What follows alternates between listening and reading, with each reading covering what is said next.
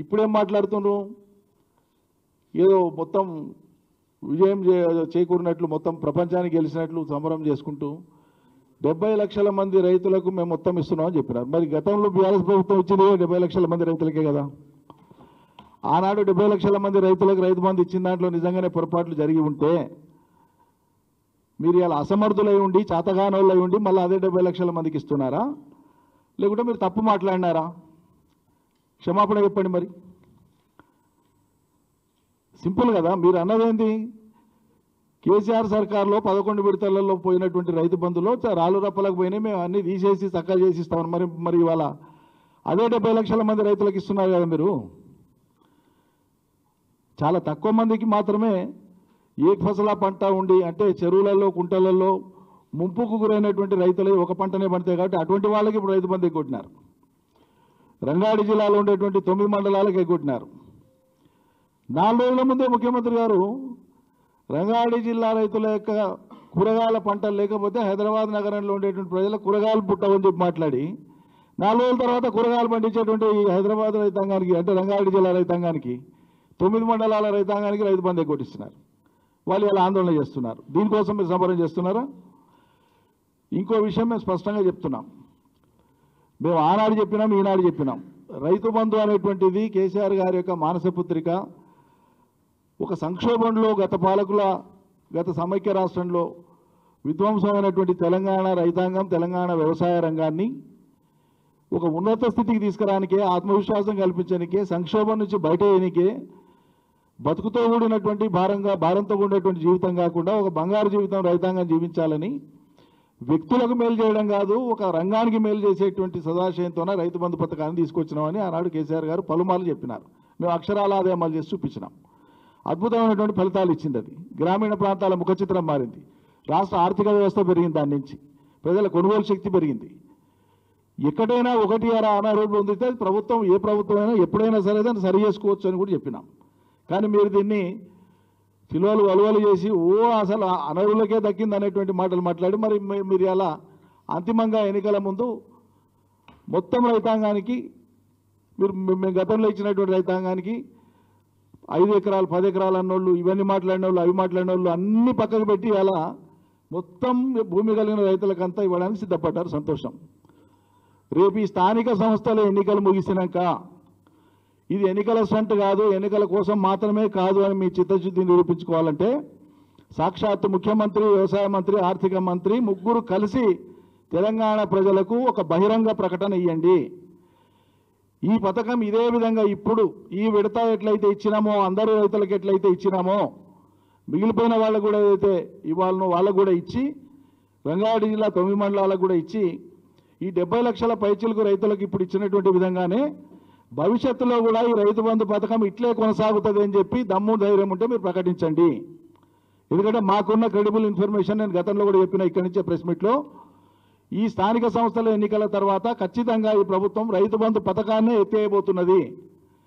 Bonus పేరు మీదనో, పంటల గిట్టుబాటు ధర పేరు మీదనో మరో నామకరణమో చేసి వక్రీకరించి ప్రజలను మరోసారి కొత్తగా భ్రమలకు గురి చేసి అసలు పథకాన్నే దీన్ని వదిలేసి మంగళం బాడనున్నది అనేటువంటిది మాకు ఉండేటువంటి స్పష్టమైనటువంటి సమాచారం. దీని మీద ప్రభుత్వ పెద్దలే ప్రజలకు క్లారిఫై చేయాలని చెప్పి మేము విజ్ఞప్తి చేస్తా ఉన్నాం. మీరు చేసేది చేయండి, మీకు చేతనేది మీరు మాట ఇచ్చిందే మీరు చేయండి, మీ మాట నిలుపుకోండి అనే ప్రజలు కోరుతున్నారు. ప్రతిపక్ష పార్టీగా మేము కోరుతున్నాం, అందరు కోరుతున్నారు. దానికి మా మీద నిందలు ఎందుకు వేయాలి, కేసీఆర్ మీద నిందలు ఎందుకు వేయాలి, మా పార్టీ మీద నిందలు ఎందుకు వేయాలి? ఏమవసరం ఉంది మీకు? అభ్యంతరకరమైనటువంటి ఆక్షేపణీయమైనటువంటి మాటలు, అదే ఉన్మాద భాష, మళ్ళా ఏమవసరం ఉంది? అంటే ఉరి చేయాలని మాట్లాడుతాం. ఈ అంగుష్ట మాతృలకు అపర భగీరథుడికి ఈ పోలికనా అనేది నాకు అర్థం కాదు. ఎన్నికల రాజకీయాలలో పార్టీలు గెలుస్తాయి, అభ్యర్థులు గెలుస్తారు, ఓడిపోతారు, ప్రభుత్వాలు వస్తుంటాయి, పోతుంటాయి. ఈ దేశంలో మహామహులు పార్టీలు కూడా ఓడిపోయినాయి, గెలిచినాయి. ఎప్పటికైనా అధికారంలోకి వస్తారా? వీళ్ళు ఇద్దరే ఉన్నారని ఎక్కిరించిన భారతీయ జనతా పార్టీ అలా 3వసారి ప్రధానమంత్రి అయిండు మోడీ. కాలం ఎప్పుడు ఎట్లుంటుందో నిర్ణయించలేం కదా. ఇక అటుదికి ఇటుదికి అటుమారి ఇటుమారి ఆఖరికి వచ్చి గెలిచే స్థానంలో గెలిచే పార్టీలో వచ్చి మీరు అలా కూర్చున్నారు. మీరు శాశ్వతమా? మీరున్న పార్టీ శాశ్వతమా? ఆ పార్టీలో మీరు శాశ్వతమా? రేపు వచ్చే ఎన్నికల నాటికి ఏమేమి రాజకీయ పరిణామాలు సంభవిస్తావో తెలియదు. వాటన్నిటిని స్పృహలో పెట్టుకొని మాట్లాడండి. ఇక ప్రతిదానికి కేసీఆర్ రావాలని కాలుతోడు ఇదేంటి స్ట్రీట్ ఫైట్ చేస్తావా? నాకు అర్థం కాదు. తెలంగాణ సమాజం నుంచి, తెలంగాణ ప్రజల నుంచి, రైతాంగం నుంచి మీరు ఇచ్చిన హామీలకు సంబంధించినటువంటి విషయంలో వచ్చేటువంటి ప్రశ్నలకు జవాబు చెప్పండి. మీకు చేతనైతే కన్విన్స్ చేయండి, హేతుబద్ధంగా చెప్పండి, తార్కికంగా ఆన్సర్ ఇవ్వండి, ఆ ప్రశ్నలకు సరైన జవాబు ఇవ్వండి. అది మాట్లాడమంటే కాలు దువ్వినట్లు, కొట్లాడినట్లు, కొట్లాడకు వస్తావా లేదా అన్నట్లు మాట్లాడి చిన్న చేసేటువంటి మళ్ళీ ఆయన మీతోనెట్లా అండి? ఏడ మొదలు పెట్టాలి కేసీఆర్ మీ దగ్గరికి వస్తే? దేవాదులాడు ఉందో తెలియదు, ఏ ఏటి మీద ఏ ప్రాజెక్ట్ ఉందో తెలియదు, ఏ బేసిన్లో ఎక్కడ ఏముందో తెలియదు. ఇక మీతో వచ్చి కేసీఆర్ మాట్లాడాలన్నా? రాష్ట్ర ప్రజానీకానికి వాస్తవాలు చెప్పే ఉద్దేశంతోనే గతంలో కేసీఆర్ గారు సాగునీటి వనరుల మీద, వాటి వినియోగం మీద, నదీ జలాల హక్కుల మీద, తెలంగాణ మీద, తెలంగాణకు జరిగిన అన్యాయాల మీద, ఇప్పుడు కట్టే ప్రాజెక్టుల మీద, కట్టాల్సిన ప్రాజెక్టుల మీద, పొరుగు రాష్ట్రాల హక్కుల మీద, కేంద్ర ప్రభుత్వ వైఖరి మీద పూసగుచ్చినట్లు శాసనసభలో ప్రజెంటేషన్ పెట్టి కోట్లాది మందికి అది అర్థమయ్యేటట్లు వివరించారు. మీ పార్టీ పారిపోయింది అన్నాడు. మీరు పాత్రదారుడు మారంగానే మళ్ళీ కేసీఆర్ కొత్త విషయం వేసుకొచ్చి మీకు చెప్పాలనా? మీ పార్టీ ఆనాడు ఉండేటువంటి మీ పార్టీ నాయకులు పారిపోయినారు కదా, మేము ప్రిపేర్డ్ చేయలేమని పారిపోయినారు కదా. ఇలా ముఖ్యమంత్రి మారి మీరు అధికారంలోకి రాగానే మీకు కొత్తగా మళ్ళీ వేషం వేసుకొచ్చి జవాబు చెప్పాలా? మీ పాత్రలు మారినప్పుడల్లా తెలంగాణ సమాజానికి అర్థం కాలేదు ఇది వరకు. రేపు సందర్భం వస్తే నిజంగానే మీరు పెట్టండి. కేసీఆర్ లెటర్ రాస్తేనే మీరు పెట్టాలా? మీరు పెట్టేది పెట్టండి. మాట్లాడేటోళ్ళు మా వాళ్ళు చాలామంది మాట్లాడతారు. వాళ్ళు మాట్లాడిన దాంట్లో సారం లేకపోతే ప్రజలే గ్రహిస్తారు కదా.